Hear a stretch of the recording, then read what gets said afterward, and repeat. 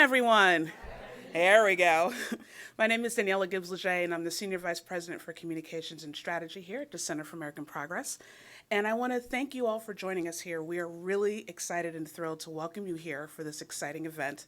Debbie Allen on Arts and the Lived Experience, Race, Violence, and Access to the American Dream. The great James Baldwin had a lot to say about the intersection of art, culture, and politics. He said, "All art is a kind of confession, more or less oblique. All artists, if they are to survive, are forced, at least, to tell the whole story." You may wonder what a think tank and the arts have in common, and at CAP we say plenty. I spent most of my career working in politics and policy, but I grew up in a family deeply immersed in the creative arts and always appreciated the role that arts and culture plays in our society. And at CAP we recognize that power, that ability of music, dance, and theater to tell our stories in the most resonant way possible. And now more than ever, we need all the tools at our disposal to address the issues many of our fellow Americans are facing. While it is true that crime in the U.S. is at historic lows, we are still grappling with unacceptable levels of gun violence in our country. Combine that with persistent poverty, our broken criminal justice system, and a racial divide that seems to be growing, and you have a heightened sense of urgency for conversations that get to the heart of the matter and solutions that work. Enter Debbie Allen, a woman who needs no introduction, but I will do a short one here. A 3-time Emmy and Golden Globe Award-winning choreographer, director, and writer, Debbie Allen created Freeze Frame, a multimedia dance, music, and theater production. She uses the lens of the arts to help audiences examine the complex issues that I listed and many more. Today, our panel is filled with storytellers that have used their lived experience to help change policy.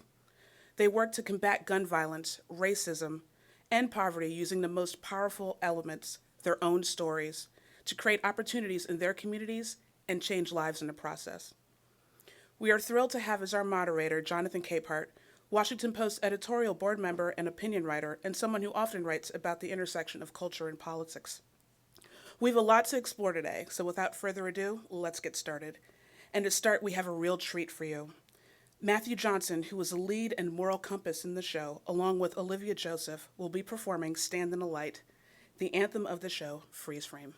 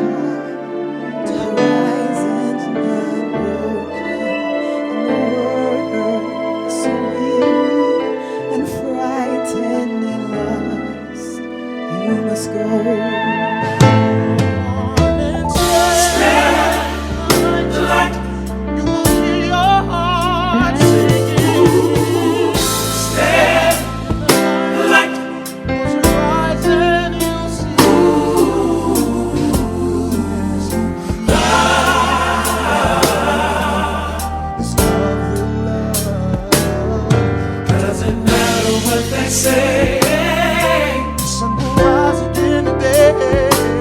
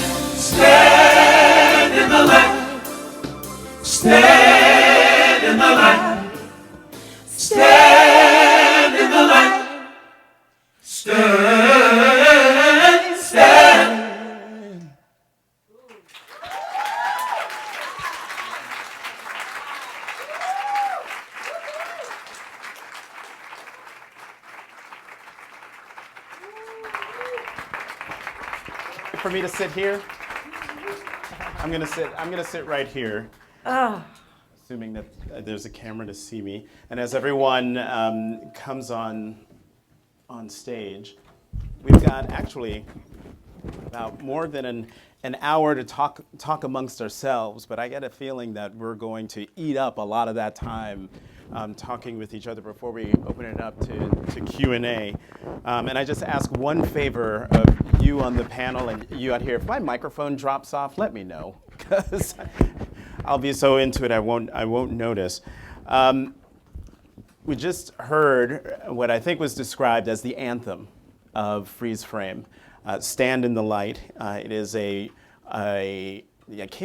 a play, a movie, a dance performance that was written, choreographed, directed. It is the heart and soul of the woman seated to my left, Debbie Allen. I'm going to introduce everyone on the panel, but I heard someone about to give Debbie Allen a round of applause, but please, Debbie Allen. Thank you so much.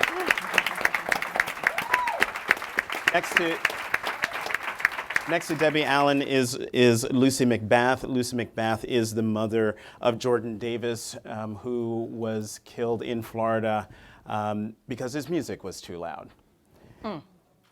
Next to her is Layla Zaidane. Layla works here at CAP.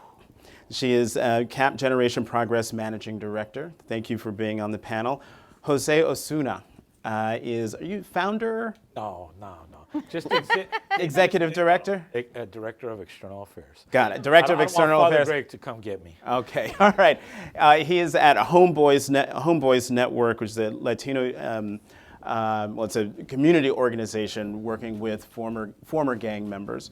And then, last but not least, is Dewan Patterson. And Dewan's particular story, I'm going to let him tell, but not before I start with Debbie Allen and ask you what motivated you to create this piece. We just saw the performance of one of the songs, but as I described before, there's a lot here, which I should say is premiering Thursday at the Kennedy Center, and then Saturday night there's a panel discussion that's going to be moderated by Whoopi Goldberg. So tell us about Freeze Frame. Well, Freeze Frame is a lot of things. It is every aspect of my creativity. I'm a director, I'm a composer, I'm a writer, choreographer.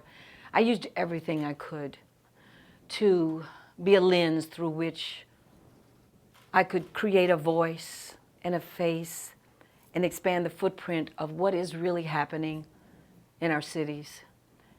There's so much, we wake every morning to these horrors. And for me, I was carted off to Los Angeles to do FAME, all about the School of Performing Arts in the height of gang violence there. And before that, I'm from Houston, Texas, where gun culture is that's the way of life. But as a child, I was so affected by the assassination of President Kennedy. I was a 13-year-old, and we saw that beautiful head of red hair one day, and the next day, our lives were shattered, and somehow we felt responsible because it happened in Texas. There were so many different acts of violence, but the gang violence was just too much for me. I've never become desensitized to it. I always would weep if I picked up a paper and read about a baby in a stroller dead at a gang crossfire, or a kid dead, mistaken identity by the police, or a policeman dead going to respond to a call. So I feel like the work that I'm doing is a very spiritual thing because it wakes me up. It puts me to bed. It is my church. And I do a lot of wonderful things, and I've touched millions of young people. But if there's a way for me to use my creativity to get people to come together, to get people to talk, for us to find solutions, that's what Freeze Frame Stop the Madness is all about. I was so devastated when Sandy Hook happened, those little babies. And then we did nothing to get these assault rifles off the street, these assault weapons, and change the gun safety laws. Safety, we're just talking about safety, that people that have background checks that are questionable can't get a gun. You know, you have to have a license to drive a car. So I am hopeful that Freeze Frame will touch hearts, open minds, and bring solutions, and it will go across this country is what I hope. How many times have you had to revise Freeze Frame because of ongoing violence, but also what seems to be, even by our modern day standards, an epidemic of mass shootings? I've had to revise it too many times. I'm at a point now where I just can't keep up. I cannot keep up.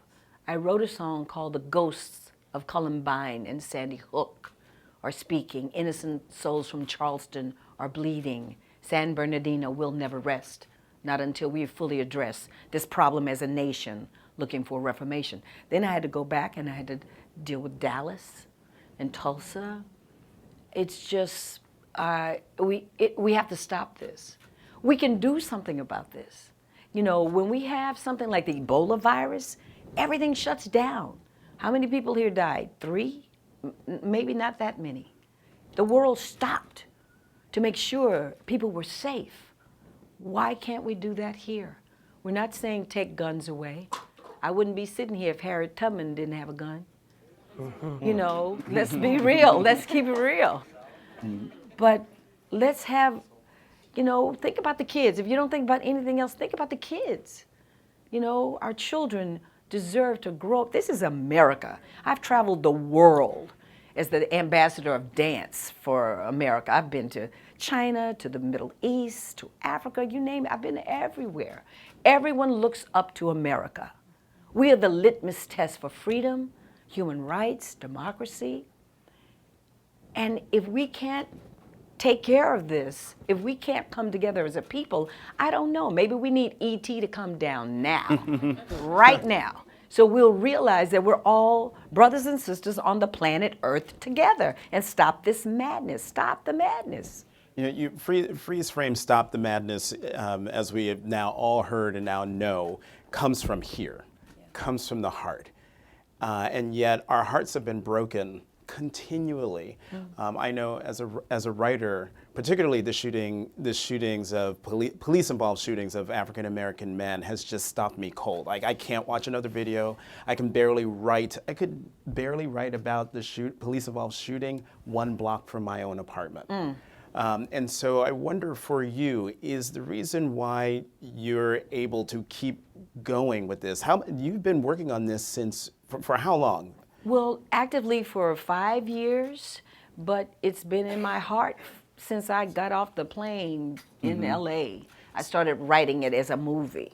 And so is it art that keeps your heart whole in the madness that you are trying to address in your musical play film? Well stated, the art that keeps me whole. As a kid in Texas, I couldn't go to dance class because I was black. My mother moved to Mexico, and there I could do everything. It was the dance that kept me feeling, and my mother, Vivian Ayers, the poet, who made me believe that I was important and that I would do something important in the world if I kept dancing. And that was something that really mattered. So the role of the artist in this entire conversation is we are the truth tellers. We're the keepers of the truth.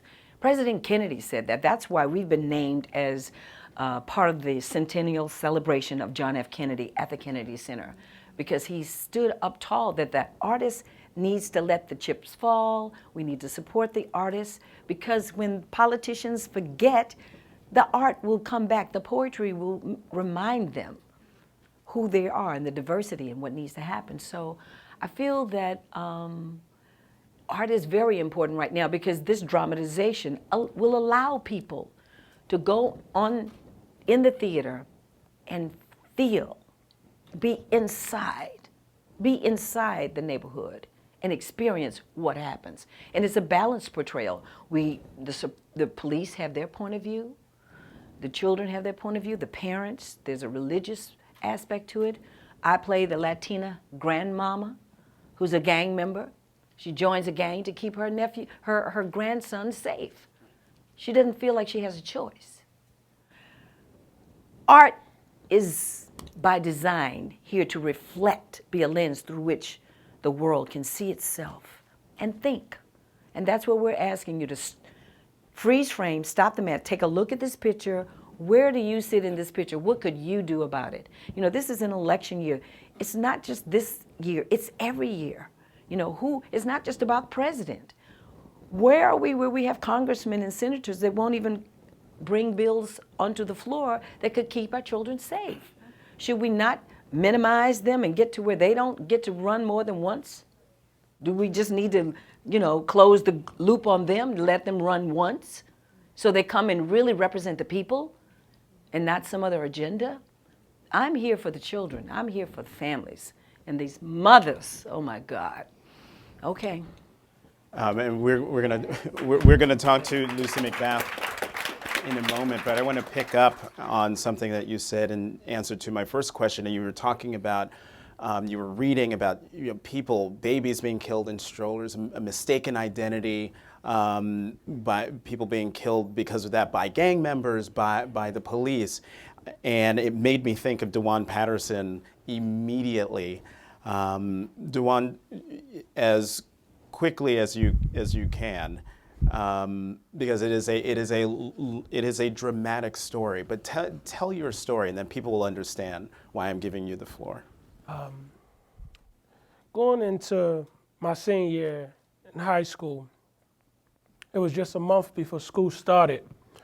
I was returning from my summer job that evening, returning to my neighborhood.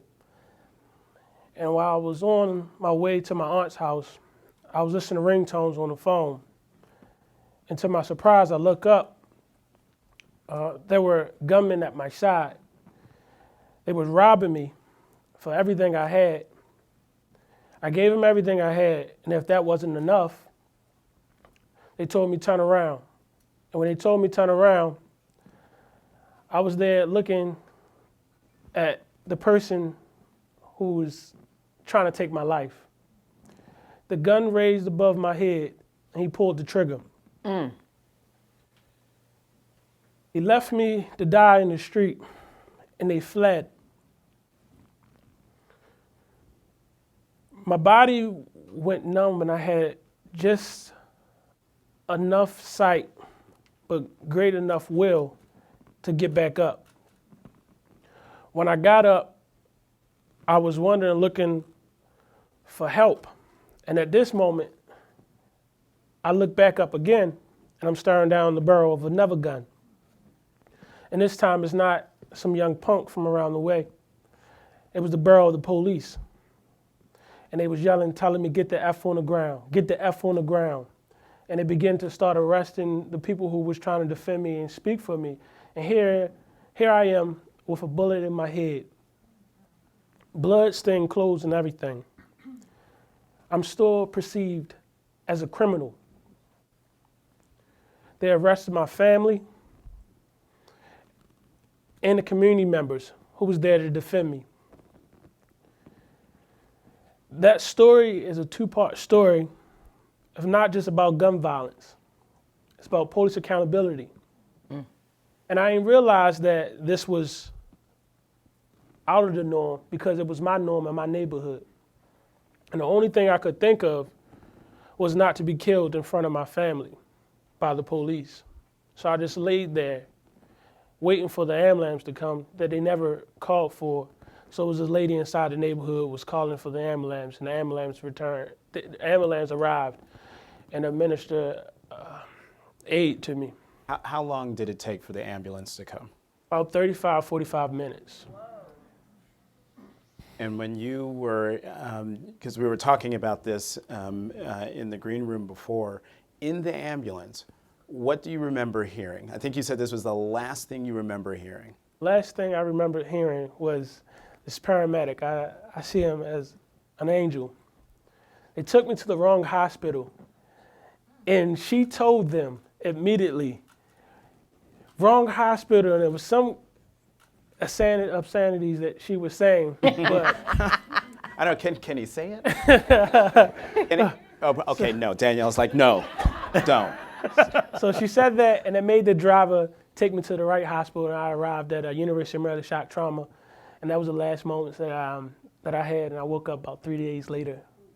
So I say that was my angel, and to this day they call me the walking angel. The fact that you are here to not only tell your story, but to even see you laugh, smile is something that truly is the miracle to me. I mean, I have chills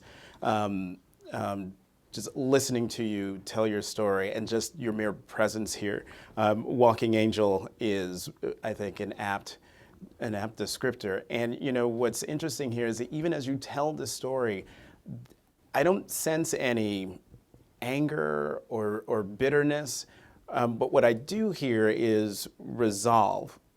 A resolve to ensure that what happened to you doesn't happen to anybody else. Not only being robbed and shot by a young person in the neighborhood, but also not being seen by the police, by law enforcement, automatically as a perpetrator, a bad guy.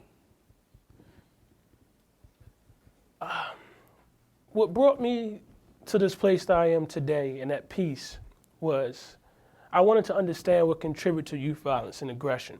Because at first, I didn't focus on the police part because, like I mentioned previously, that was a reality from where we came from.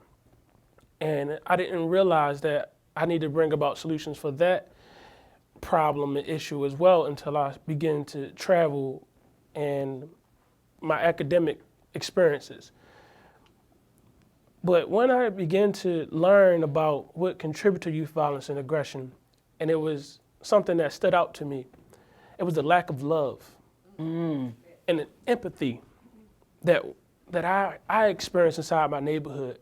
So what I did was I made it my obligation to bring about solutions for the person in front of the gun, but as well as that person behind the gun. So that young man who did that to me, I forgave him and found peace in that, because I learned and know what contributes to that. So understanding some of those individual contributions, and then begin to examine and start to see how institutions and systems contribute to such madness of gun violence, and even down to the police accountability piece. We're learning that, hey, this don't happen in some of the affluent neighborhoods. You go down up the street, Prince George's County in Fort Washington, one of the wealthiest places for Black Americans here in the United States. We don't hear about police brutality there. And that's a heavy minority. But so understanding the why and bring about the solutions is what brings me peace. And what's the number one thing you think needs to be done in terms of the police community divide, the law enforcement community divide? Like you said, Prince George's County, African American county, you don't hear the stories that you hear happening in Baltimore. What is the missing piece that has nothing to do with money? Is it trust? It is trust, and it's relationship. So I established an organization called the BMO Group, and one of my flagship solutions to that is BMO Family. Saying that the community was disconnected, so I brought in an event where we collectively provide a community meal. And once I have you there, we eat together, and we begin to start seeing each other as family. So we have the police come in there. We have mental health professionals. We have lawyers that come in there to talk about know your rights with police encounter. So there's a number of different things happen inside this one setting to build a community and a relationship. How can you police a neighborhood that you have no connection with? And that's what we're seeing. We're seeing that the police coming in as occupying forces and developing this us versus them mentality. So in my community, it was a game as a youth to run away from the police. It was like who was going to escape this clutch, And if you can get away from the police, you won. You were the hero.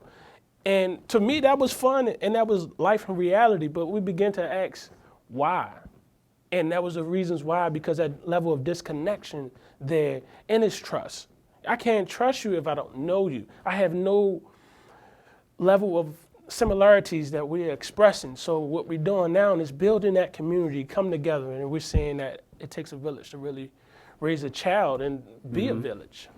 Lucia McBath, I'm sure most people, 99% of the people in here know who you are and why you're here. But as we heard Dewan's story, victim of gun violence at the hands of someone else, your son Jordan was the fatal victim of gun violence, not by a member of law enforcement, not by someone trying to rob him, but by somebody who was offended not only by the music that was playing, but the kind of music.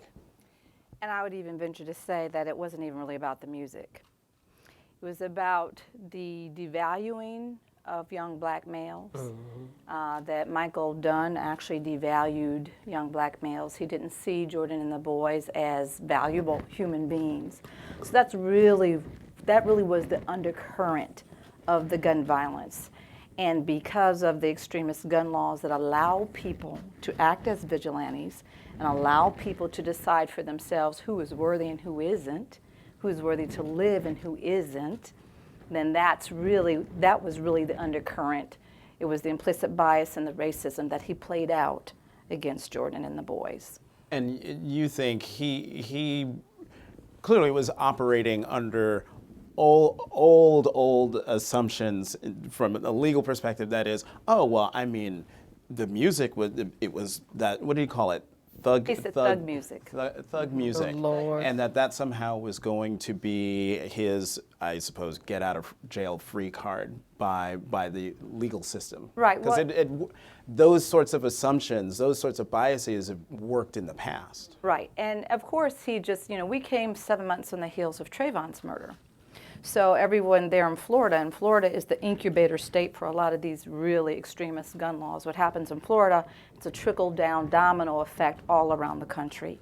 And so there, 7 months prior, he'd just seen, George Zimmerman walk free of the murder of Trayvon Martin. And so under the very same law, stand your ground, he assumed, well, I know my rights.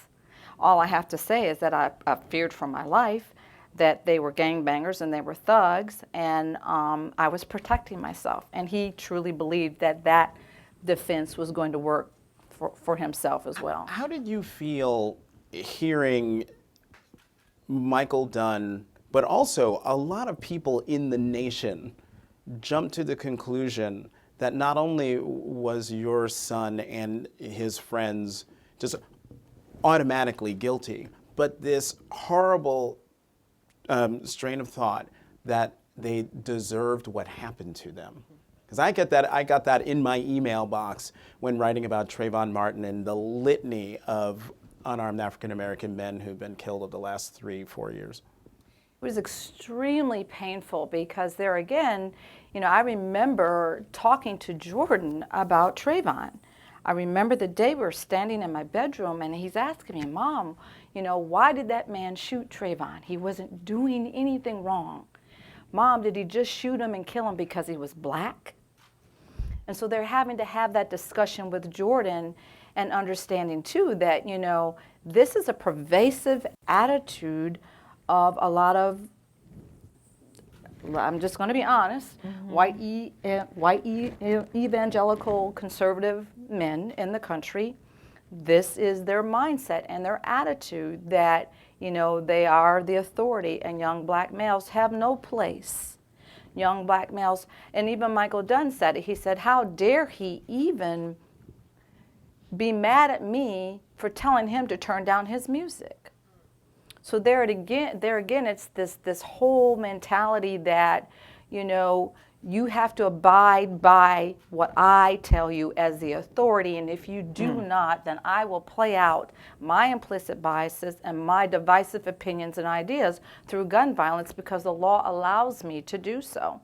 And it was really painful for me having to try to explain to Jordan, when Trayvon was murdered, it was the most painful conversation I ever had, having to stand there and say, baby, I'm just telling you, there are people in this country that will never value you as a young black male. you know, and they won't see you like your father and I see you. They won't see you like your family and your community sees you. So I'm teaching you and preparing you and telling you, you have to be careful. You know, and we even said, Jordan, if you get in a verbal confrontation with someone, just stand down. Stand down. And I remember Jordan saying, Mom, what happened to Trayvon will never happen to me. I can take care of myself. I can protect myself. But there again, because society does not promote, you know, the encouragement and the love and security of people that don't look, think, or act like them, this is pervasive. This continues. And so, you know, I agree wholeheartedly. It's an exorcism of people's hearts and mindsets. Until we can deal with that systemic racism and implicit bias that plays underneath all of this violence, we're not really going to get as far as we need to get. Yes, we can change the gun laws. Yes, we can work on the gun laws, but it's the exorcism of a man's heart that truly brings about the change.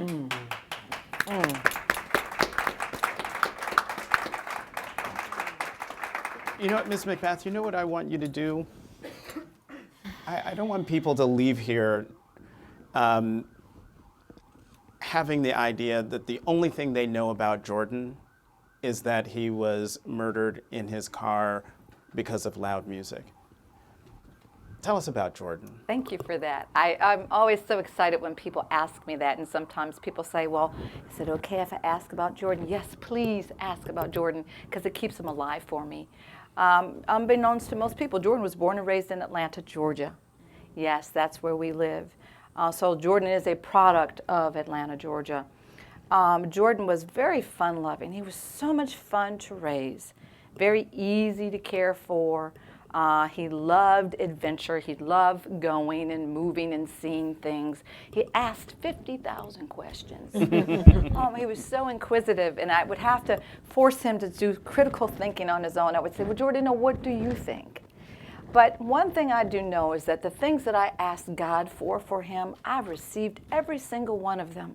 I would always ask as a single mom after Jordan's father and I divorced, I would always say, Lord, please help us to be the people that you want us to be.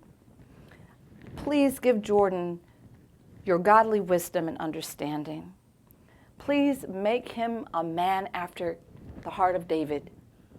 Father, please help me to raise him the way you want him to be raised, to be a man of God that cares about others outside of himself, a man who cares about the welfare of others. And I have received everything, in spite of everything that has happened with Jordan. I have received that. I have received that because for God to allow us to be used as open vessels and vehicles to change the mindset of a nation, it's exactly what I asked for, not in the way that I asked for it, but we have received that. And so Jordan, who always was making sure that everybody had something to eat, as a single mom, I was feeding everybody in the neighborhood. Always making sure that all the kids got a chance to go to the roller rink, go to the pool, go to Six Flags. He said, Mom, you got to get rid of that car. You got to buy an SUV because we can't fit everybody in the car. Or Mom, the kid down the street, his mom is a single mom, and he's at home, he doesn't have anything to eat. We got to feed him. I even remember one time when there was a whole family that was misplaced, and they had lost their apartment. And the mom had to divvy up all the children and send them all different places. And Jordan came to me, he says, Mom, we can't let that happen. The brothers and the sisters, they gotta stay together. There's nowhere for them to go. So, the mom's gonna go stay with the grandma. Can we have them here? They'll just sleep on the floor, but can we at least feed them? And me as a single mom, I took those kids in, those 4 kids, I took them in for a whole week. And my village of people, family and church, helped me feed them. So that's the kind of person Jordan was. So it's no surprise to me that I get to walk out that very legacy, because that's who he was. Wonder where he got that from.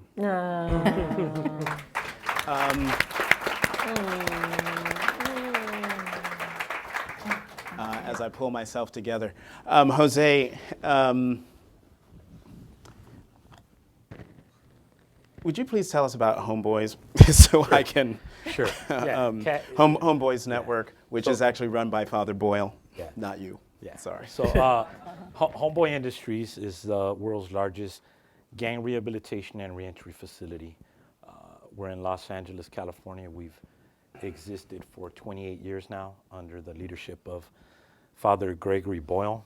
As for myself, I'm a product of the organization. So, I spent 13 years of my life in the prisons of California. I was an active gang member for 25 years of my life in the streets of Los Angeles, California. But I want to take a moment and express my condolences. I also lost a child 8 years ago, a 17-year-old son, in front of my house as a result of gun violence. And so I understand that pain all too much. And so my heart is with you. You know, this goes to the very core of why we exist, because Father Greg believes that no life matters more than any other, that all lives matter.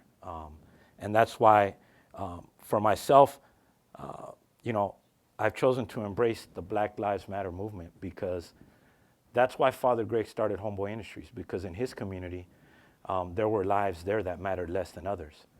And so I've come to the understanding that that's what this is all about around that movement, that there are some lives in this country that matter less than others, that there are people and entire communities that matter less than others in this country. And so I'm very grateful that, you know, I get to be part of this panel and hear the stories that motivate me to do the work that I get to do in Los Angeles, California. And so you're working with current and former gang members, and what exactly are you doing with them, and how successful are you in one, pulling someone who's in a gang, pulling them out of the gang, and then how successful are you once you pull them out of the gang, keeping them from going back into the gang? Because I can only imagine that this is not easy work. This is really, really hard work. So the answer is probably as diverse as the people that come to us. We don't take a cookie cutter model approach to the work that we do. We believe in the wholeness of each person. And so each person comes to us at different levels of their own transformation, of their own journey. And so, you know, we've really been able to formulate some concrete ways that we can create spaces for people to work on themselves and start to address the issues, both internal and systemic, that exist that had forced them to make the choices that they made in their lives. Some of those ways are through, you know, traditional ways with support services like mental health.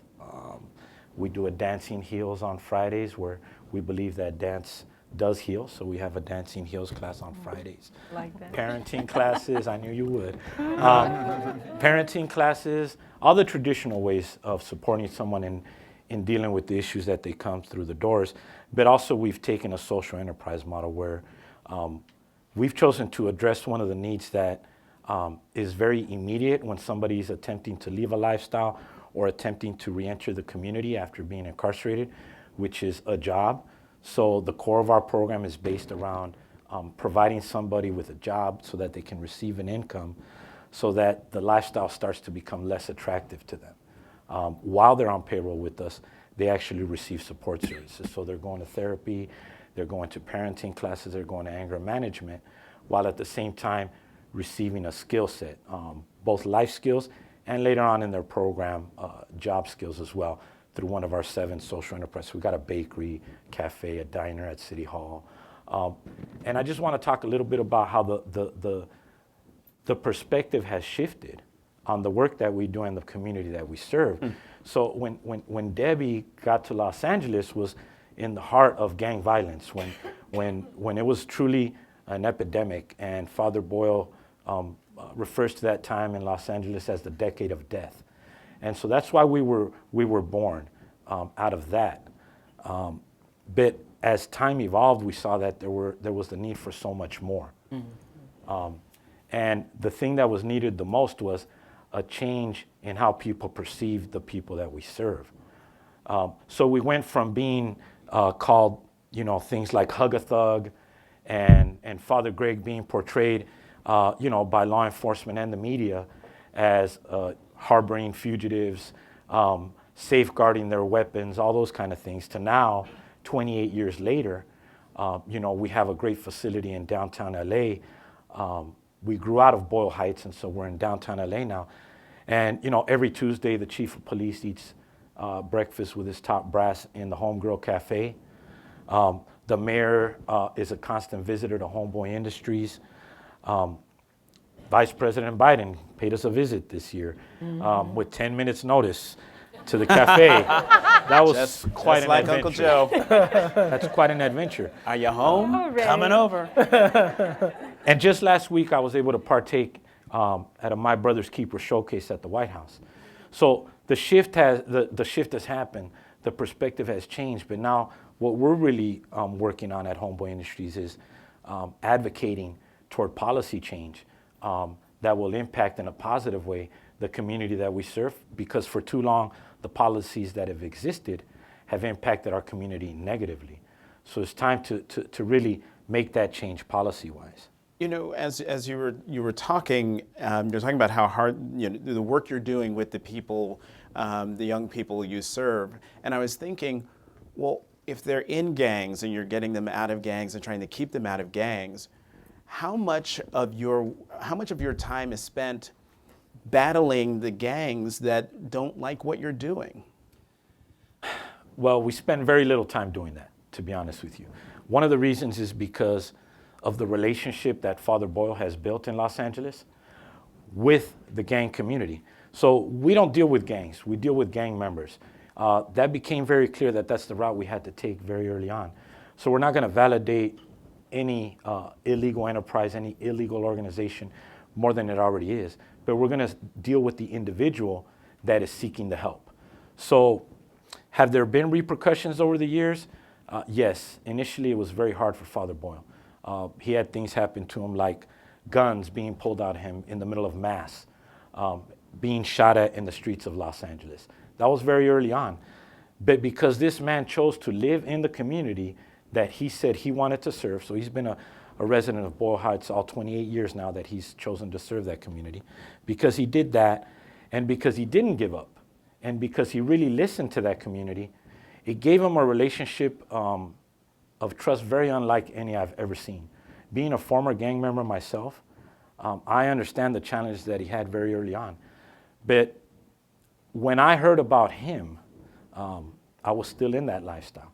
So I didn't receive him in a positive way. But I knew about him. And when the time came for me to change my life, I knew there was a place called Homeboy Industries and a man named Greg Boyle that was there to help me. And the fact that that information came from another gang member is what gave it the credibility, is what allowed me to trust in the organization and walk through the doors and ask for help. Trust, what you were talking about before, Dewan. Layla, you're, as I said before, managing director of CAP's Generation Progress. And talk a bit about how everything we've just talked about here fits in with what you're doing. Sure, yeah. I mean, I think if you think about some of the most powerful movements in our history, they've all been led by young people. They have been driven with the blood, sweat, and tears of young people fighting for a cause. And I think what we're seeing today is not different at all. And especially on these issues that so disproportionately affect young people of color in particular, we see a lot of on-the-ground advocacy and a lot of calls for change. And that's what we try to do at Generation Progress, is really support those efforts.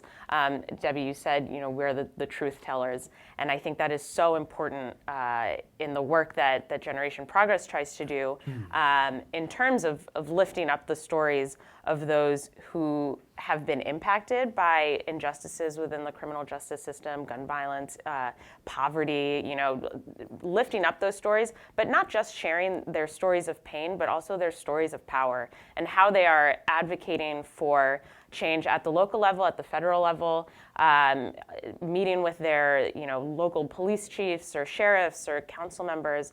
I think that from where we sit here in DC and at CAP, we have a lot of policy expertise, and I think that is really where we can provide value. But young people are running these campaigns with or without us on the ground. So our network, of which Dewan actually sits on our National Leadership Council, is called Fight for a Future. And that's what we're doing. We're fighting for a future free of gun violence and where the criminal justice system works for everyone. We did a poll recently that showed among all races, all genders, the issue of gun violence prevention. It was the number 4 issue for all people, and issues of law enforcement accountability was actually number 2 among young people of color. And so I think you open a newspaper, you turn on the TV, you see this is obviously an issue that is important to people, but where we want to help uplift is where the actions are happening. And I just also want to add where I think young people really are leading the way is kind of addressing how intersectional all of these issues are. You don't suffer from gun violence in a vacuum from where there's a lack of jobs. Like, those two things are connected. And so I think young people have had a really big role in kind of pushing the conversation to be more inclusive and be more holistic in terms of addressing solutions that are a lot more comprehensive, I think, than just addressing these problems in silos. I'm thinking of social media and how young people, I can't believe I'm saying young people and I'm not the young person anymore. But Honorary.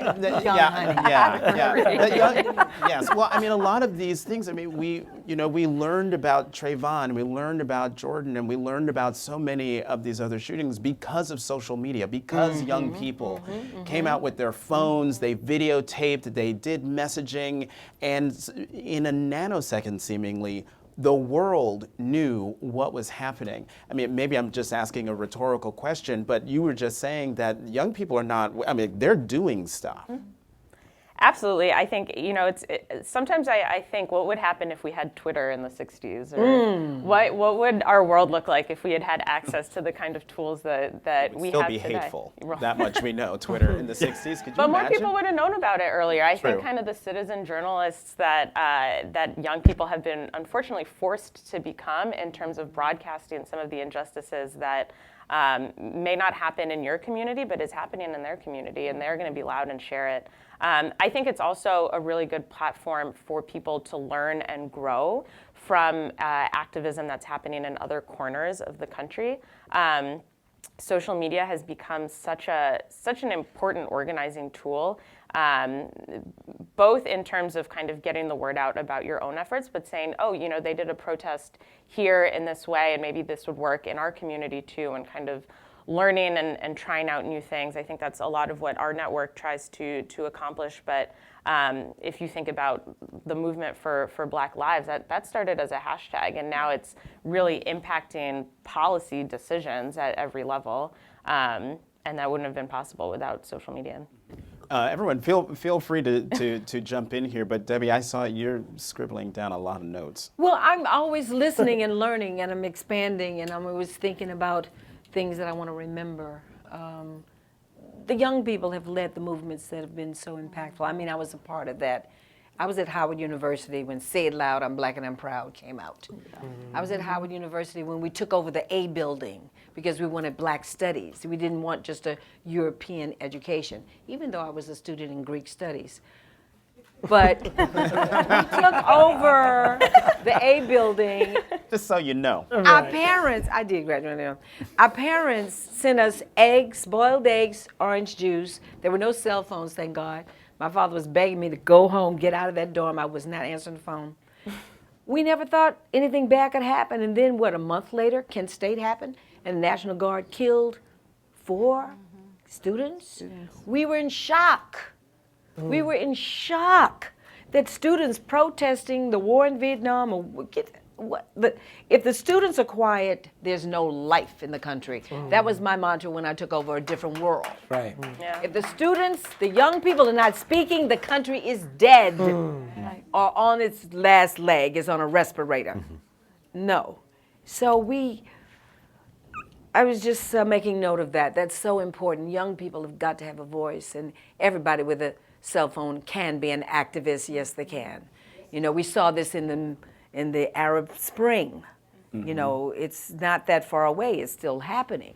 When I was in the Middle East, and I could see that the women's movement was going to really dramatically change what was happening in policy, because women were tired of being denigrated. Women who are very religious, they want to wear their burqas, they want to do all of that, but they also want to be educated. Women wanted to be able to marry who they want to marry. They want to be able to, you know, be a doctor and all of these things. Can I just say something? It was so interesting, the conversation I had with the Uber driver on the way over here. And I always talk to my drivers because they, just these deep philosophical questions. When they find out who I am and what I do, then the questions start coming. But he said to me today, and no one's ever asked this of me, he said, "Ma'am, why don't you tell me, as Jordan's mother, why do Black lives matter?" And this is a black man. And I said, and he says, "And why is it so important that we have the Black Lives Matter movement?" And I said, well, I think it's more so, one, we're telling the nation and the world that we matter, that we're here. But I think even above that, more intrinsically, we're reminding ourselves as Black people that we matter. You know, it's a rekindling, a reawakening of our value and who we are and why we deserve to live and breathe the way every other American in this country is supposed to. And I think that is something that's so important for this generation, because and some may not agree with me, but you know, I was born in 1960, so I'm a civil rights baby. I remember being put in the back seat of the car with my mom and my dad, and in the marches and the rallies. And you know, my father was Illinois branch president of the NAACP for over 20 years, so this is in my DNA. But I just remember all of that history, and I taught that to my child because I experienced that. I lived that with my family. I think we have, in some sense of the word, made it so comfortable for those that we're raising that at times they're not understanding why there is a struggle. And so they're the ones that are saying, "Oh, I'll start looking at you trying to get the mic. Keep talking, sister. You Okay, keep going. Debbie to the rescue. I was waiting. I didn't want to interrupt. Thank you. But I think it's just a matter of, you know, they're teaching themselves. This generation is teaching themselves why they matter. Because maybe we didn't do our jobs. We got a little lazy in making them think that, you know, you're going to the best schools, you're being highly educated, you can go wherever you want, you can live wherever you want, you can do whatever you want to do. But we've left it to the public school system to teach our children as to who they are in 1 month a year. 1 month a year. So now this is a rebirthing and a re-educating of who we are as a people. And I applaud this generation for standing up and saying, yeah, I wasn't born in the civil rights era, but yes, I know that my life matters. Because intrinsically, generationally, that has been instilled within them, even though we maybe didn't even tell them that. Yeah, maybe we thought it changed. Exactly. You know, say it loud, I'm black and I'm proud. Yes. I think there's such a fire with this generation to see action and to make change. But it's not just about, you know, kind of the marches and the protests and being visible, but it's really about having a seat at the table too when it comes to making these kind of policy decisions that, you know, oftentimes are being made by people who are not reflective of our generation. You know, millennials are the most diverse, and Congress is not the most diverse.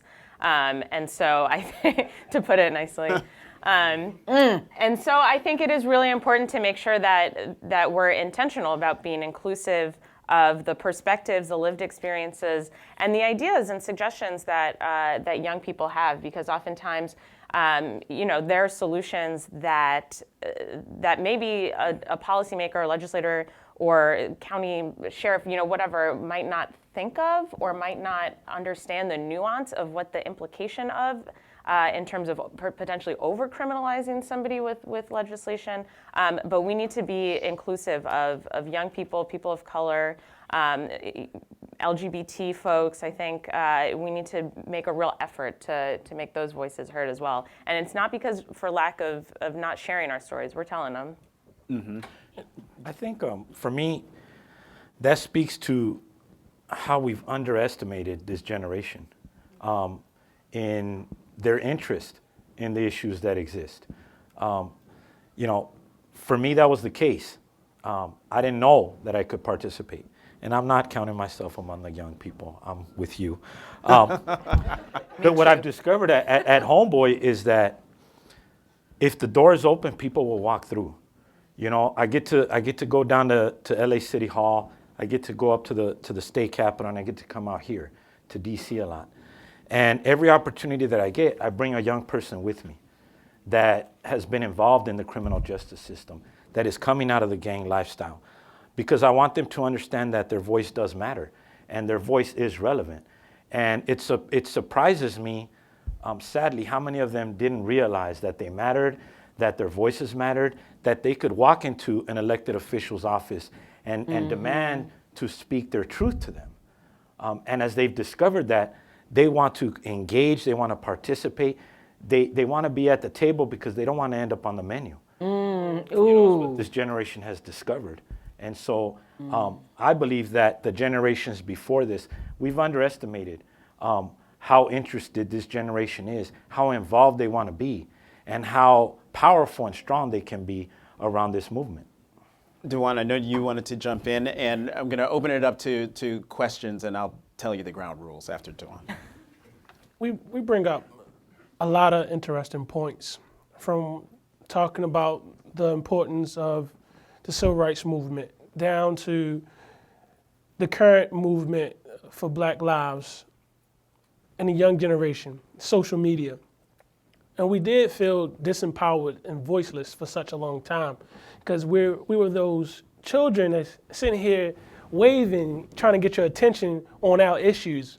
How can you make decisions for us without us? Mm-hmm. And as people of color and Black people, we're often researched on, spoken about, but rarely ever allowed to speak. So when we see social media helps to amplify our voice. We always had a voice, but now the voice is amplified and you have no choice but to hear it, because now we're causing the trends. So now you want to look like, what are those young people talking about today? Now social media is dictating the news. That's right. So now we're telling you we matter, and we're showing you. And one of the things that's important to me is about empowerment and giving people the tools so they can feel empowered. We are now controlling our stories. And it took me such a long time to tell my story, because I wanted to make sure that I control how my story was told. So you can get the message the right way, and you won't just paint it as this myth of Black on Black crime, or that this only exists here. And then when I tell my story, you're hearing the story of a community violence, because crime is participated in based on proximity.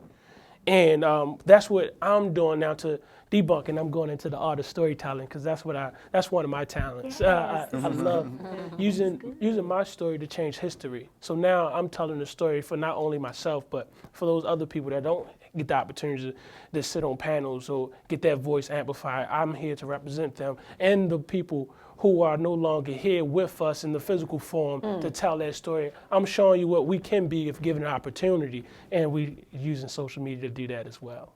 Wow. Yes! That's right. way to open it up to questions and answers. The ground rules. Questions, please, and make them short so we can get as many people in as possible. 2, no speeches. The moment I detect or sense that you are giving a speech, I don't mean to be rude, but I will interrupt you because I'm going to be rude. So your name and your affiliation, and you with your hand's been up since I've been talking. Right here. Wait for the mic.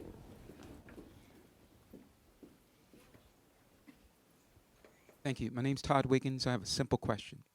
It's abstract, but I think it's relevant. Should there be rules as to public behavior? And what are those rules? Is there free speech? When should there not be free speech? And how should the laws be applied these days towards everyone?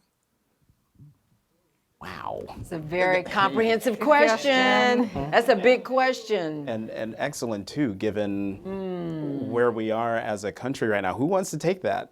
I'm just the moderator. That's When you talk about rules of behavior, we have to roll back because in this country, in my opinion, we have lost our moral compass. We've lost our moral spine. In the play, Freeze Frame, there's a mother that says these girls walking around here all hoochified and dressing, you know, how they act, how people see each other. My mother's always complaining about the weathercasters, how they're always sitting with the legs open and wearing low-cut dresses. There's a generational divide about behavior, how you dress, how you look, and how you should speak. There is no school of decorum that we all go to. So it's never going to be the same.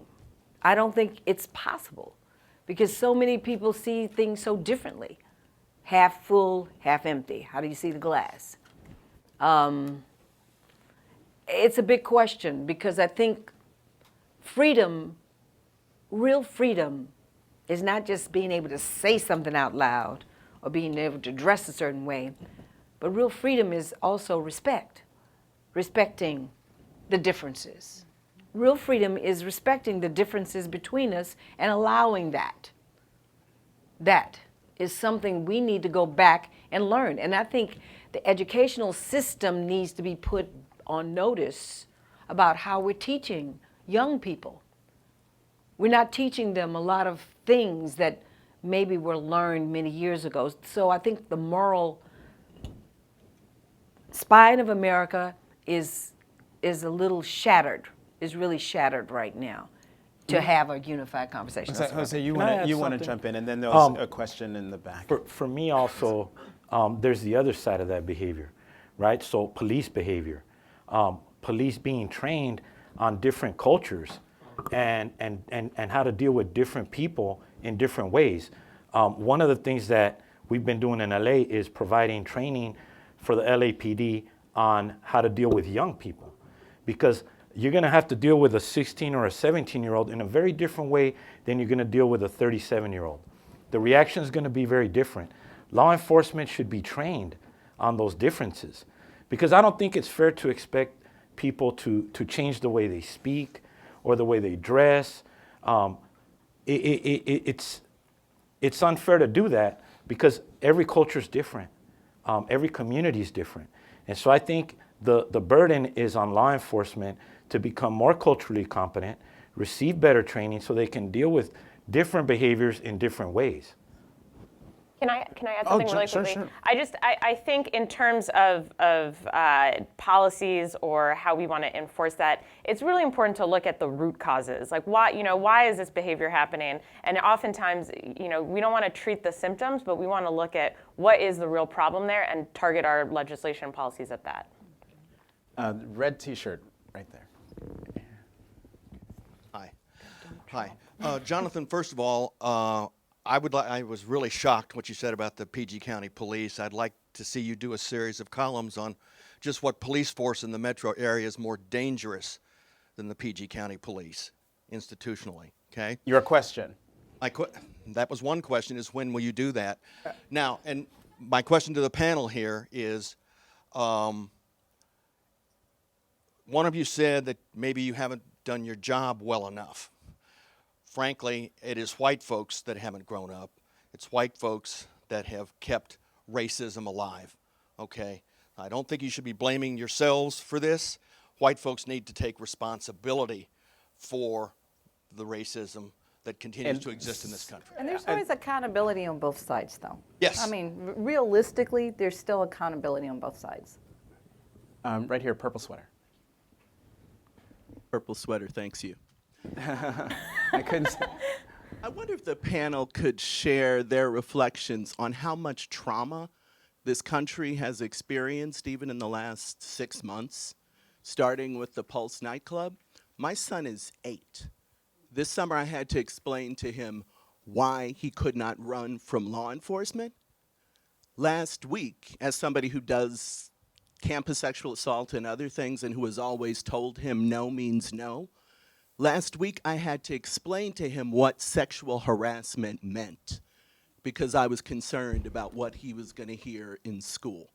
And when I look left and right, everyone is reeling from all this trauma, and I hear Ms. Allen talking about how she's working with that in the artistic presentation that the Kennedy Center is going to premiere. I'd very much like to hear the reflections of the panel on where we go and how we talk not only about the Trayvons and the Jordans, but about the Sandra Blands and the Marissa Alexanders and the Natasha McKennas as well. All right. Go ahead, Dewan. I could speak to the trauma piece. Mental health is one of my core issues that I believe that it helps to begin to heal our communities from the individual level down to the community and also to white people as well. They need to understand the contributions that they have on this piece and also that they need to get some healing as well. Because when you look at this, when we address community violence or violence, period, even looking at the social media trends of black bodies on display repeatedly, you notice that they will censor a dog being killed on social media, but a black body is allowed to trend often. And imagine the level of trauma that a person goes through as a result of that. So one of the solutions that I came with was I got tired of every time you turn around was another body on display. It was a public lynching on social media. That's what we're doing now. So we have to begin to open up spaces of emotional emancipation where we start to unpack those emotions. Inside these spaces, we begin to address some of the oppression that we are facing daily, the microaggressions at work, inside the place, and where you got the tap on your shoulder and it's like the reminding that I'm more superior than you are. We need to talk about that mental health piece, that even if we look at the police, and that's one of the things that I was real adamant about, start mental health screening regularly to police. Ooh, Lord. They have personal trauma. They do. I think you're right about that. My son who was pulled over, he just bought a new car. They pulled him over, put him down. Is this car stolen? Do you have drugs? I was so offended. But what do you do about that? How do you, You know, I call myself the accidental activist. I have evolved into this activist for gun violence prevention. Maybe I really was that all along. But I work for Everytown for gun safety, and we work with thousands of gun violence survivors, whether you were a direct victim of gun violence yourself, or a family member, or someone in your community, or you witnessed gun violence. So we have this huge network because we begin to really realize that even though people are involved in these tragedies, no one is dealing with the emotional traumas and the stresses that they're left with. because it's happening so much every single day. We can just go on to the next. Yeah, the anger that is building up. There's a lot of anger Exactly. And building up. Right. And a so lot. there's the PTSD, there's the continued daily trauma that victims are dealing with that never gets addressed. So even though we cannot technically bring in, in my organization, we can't technically bring in therapists. That's not what we do. We're gun violence prevention. But we have created a very extensive, broad network. Social media, Facebook, and we let all of the victims express their stories and talk to one another. And they've really created this tremendous supportive network amongst themselves where it's a closed page where they can share their hurts, their pains, their tragedies, because for us as gun violence victims, nobody really knows what we've been through except other gun violence victims. And so that very thing that you said, a safe space, safe place where people can just really begin to talk about their traumas.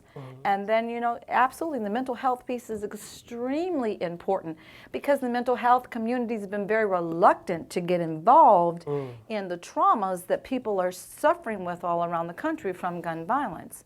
So, the mental health community absolutely is an integral part in this because as gun violence gets bigger and bigger and bigger, they're going to have to step in. They're going to have to become a part of the solution because the problem continues to grow so large. I think that's something we tell our activists all the time too, is the importance of your own mental health and your own self-care, and being able to sometimes you need to hit pause and take a step back because if you burn out and are not fighting for this cause anymore, then then who do we have? And your own mental health is so important too. I see 3 hands, and those are going to be the final 3, and we're going to go with distinguished silver goatee. Since I don't know names, so I'm going by whatever I can see. Definitely not a millennial. So I'm Bob Reed with Peace Through Action USA. My question's for Ms. Allen. I even wrote it down to keep it short, so to speak. What are some strategies to direct independent artists and arts organizations to apply some of their time and talent to community arts approaches for peace building, such as applied storytelling, improvisation, community-based theater, and movement analysis? So we need to get artists doing more than the performing for beauty, but performing for change, and I'm interested in strategies to enlist them. Great, thanks. I think one of the most important strategies, I thank you for that question, is to get artists to be engaged and go into the community and do work. For example, I can only speak about what I do. I do something called Dance Free Day anywhere that I go. And I will teach 300 people, 400 people, as big a space as I can get. And that is a time for us to commune, to connect, for them to see me, for me to see them, for them to ask me questions, for them to say, Ms. Allen, how can I, if I want to, how can I? So it's making yourself available. That's what you can do. Beyond that's the most important thing you can do, is to show up, is to go into the community, which is why I'm so excited about Freeze Frame and what is possible, taking this across the country, networking in city to city, Detroit, Chicago, Orlando, Charleston, places that have not even gone on the map yet with this problem, so that we can connect, because it's a lot of this going on, and not enough this. We need that emotional, fundamental connection with people. We talk about this in the play as well. We need to connect with people. So I would say, I would advocate that those artists who really, really care and want to make a difference, jump in and go into a community. You don't even have to have an organization. Just call a YWCA, call a big school and say, hey, can you get 300 or 400 kids together? I want to come and do a talk back. They will be so crowded and find out how they can make lives different. I work on a show called Grey's Anatomy, and that is an incredible opportunity. But I have to say, It's been around for a little bit. It's new. that's why the trauma room question was very interesting for me, because I'm in trauma all the time over there. Shonda Rhimes had it. But after doing Grey's Anatomy, and I was doing a radio show one day on the street, it was being, we were actually doing it on the street. Like 10 beautiful black girls came by and said, Miss Allen, we want to be doctors now because we see you on Grey's Anatomy. I said, girl, come on. I brought them over to the show. I let them come and visit. You have to connect with people. It can't just be this. Right. Right. And and maybe that's why I'm still one of God's generals and field soldiers, because I don't mind getting dirty and getting down and going in. You can't do it from a high place with bodyguards walking around. People ask me, where's your bodyguard? Child, please. Bodyguard. Real quick, we got 2 other questions. I see you, Keep it and I see you too. Keep it real. The add-in there, what can artists do? What we did, contacted some of the local artists in Baltimore, and we transformed a school hallway into an art exhibit. Once they started taking art out of the classroom, I realized it was therapeutic for people to creatively express themselves. So then we transformed that hallway into an art exhibit, and it was reflective of that community. So that's one that you could do. Okay, I'm looking at the clock. How much time do we have? 5 minutes? Okay, so question here, and then that fab afro that I would love to be able to grow myself. Okay, right I just here. want to know if there is, if you all believe there can actually be a narrative on guns and the value or lack of value of having a gun. And I'd like to ask the young man from Homeboy Industries the question of carrying gun items that products that look like guns, and how young men are being killed because they have a BB gun or a gun that's a toy gun, and what is the cultural dynamic that that makes them feel that need? I'd like to address the first part of your question, because this is what I do every single day of my life now. As a gun violence prevention activist, first and foremost, nobody's trying to take your guns. But hold on. First and foremost, right, we're not trying to infringe, despite what Trump and the right-wing evangelicals are trying to tell you. No one is trying to prevent you from owning a gun. If you are a law-abiding gun owner, hunter, or enthusiast, you're okay. We're not trying to keep you from having a gun. That is your Second Amendment right to bear arms, to protect your territory, to protect your family. But what we have to do, it's imperative, we must put in place common sense measures in our existing gun laws that prevent these kinds of tragedies from happening again and again and again and again. So absolutely, if you are a law-abiding gun owner, now I'm going to say personally, I don't want semi-automatic rifles, in our communities. That does need to be addressed.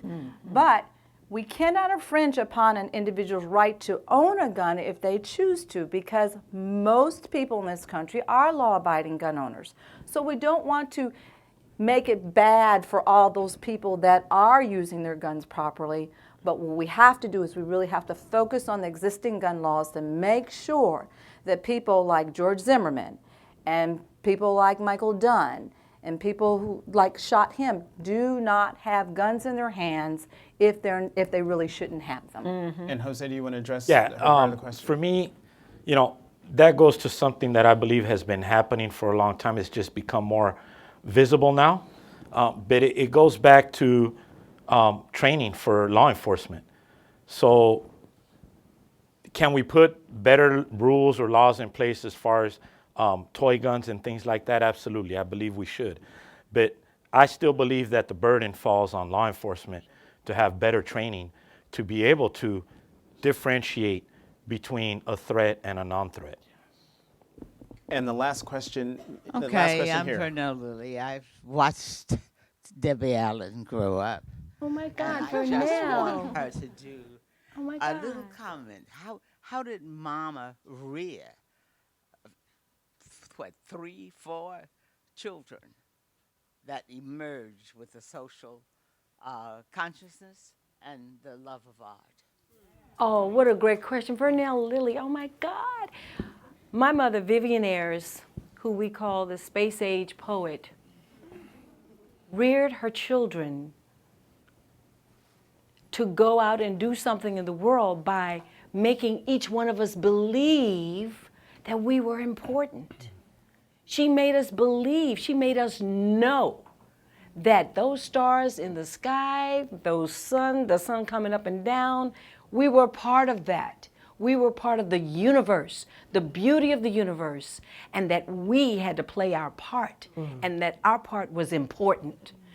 And that's something that my mom did for us that I would encourage every parent to make your child know that they are important. Make them know that their voice is something that is purposeful, that God is waiting for you to do what you came here to do. So that's my mother, Vivian Ayers, the space age poet. That's how she raised us. Oh my God. And that is an excellent way to end this phenomenal panel. Thank you so much, nice Debbie to Allen, see Lucy someone McBath, that you know? Layla Oh my Zaidane, God. Jose Osuna, DeJuan Patterson. Thanks so much. I can't wait to give her a hug. Oh my